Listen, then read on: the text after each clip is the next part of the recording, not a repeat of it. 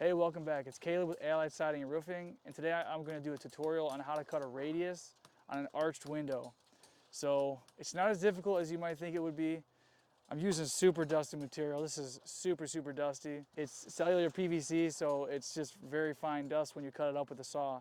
It acts like wood, so you treat it like wood in the way you cut it. I'm going to take you through exactly how I got my measurements, and I'm going to set you up to where you can see the calculator and how I tied all the numbers together and made my arch top window come out nicely. Okay, so what I did is I took a line from this corner here to this corner here, and from that straight line, I measured down from the center point of the window down to that line. So just imagine a line here. My measurement from the top of the radius to that line was actually 12 1/4 inches. So I'll write that down, 12 1/4. And then I got the width of my window, which was 5 foot 1/2 inch. So I wrote down 5 foot 1/2 inch.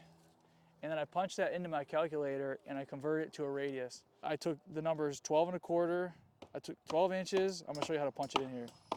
12 1/4 inches. That was my vertical measurement down to that center line of the window.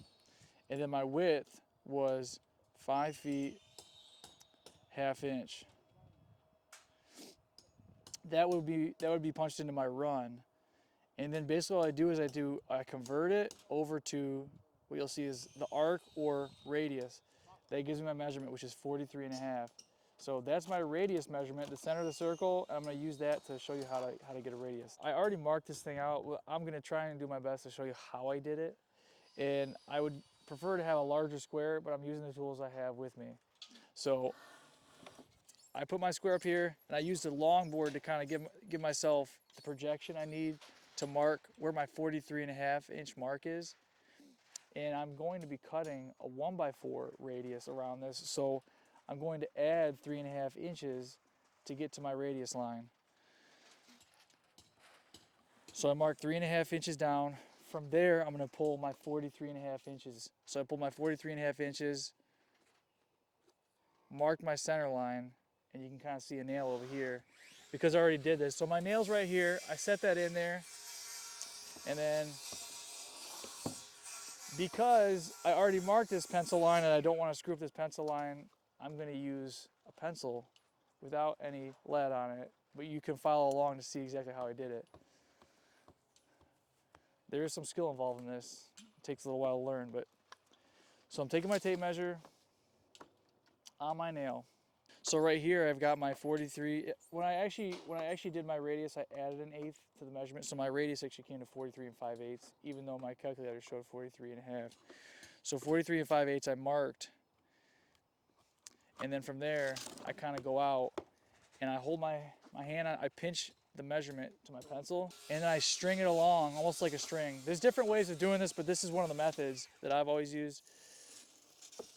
And then to that same measurement, I'm adding 3 1/2 to the 43 5/8. So then I got 47 1/8. And I take that and I mark that all the way around with a pencil, going all the way around. And once that's done, you're ready to cut.